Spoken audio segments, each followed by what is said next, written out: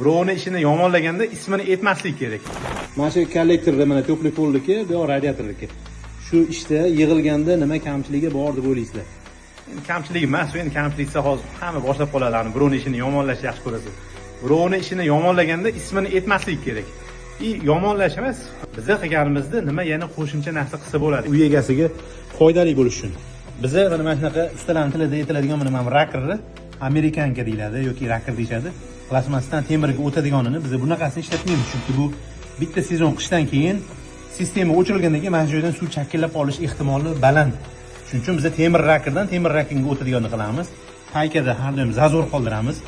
Mana shu joyiga kran ishlatamiz. Обязательно угловой kranmi, to'g'ri kranmi, любой payt mana shu joyini shunday o'chirib turib, ya'ni bunda o'chirib turib, mana shu sistemani kontrol qiladigan bo'lish kerak. Mana shu joyda kran bo'lish kerak.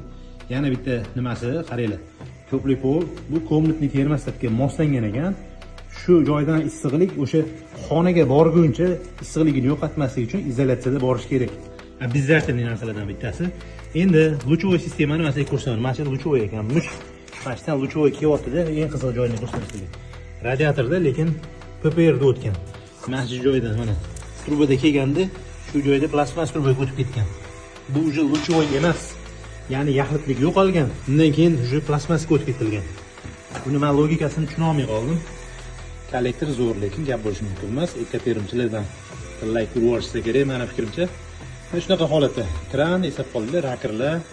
Slivnoylarni ham avtomatik slivnoy qilib qo'ysa ham bo'ladi. Oldingi videolarimni ko'rsanglar, juda ko'p foydali informatsiya berganman.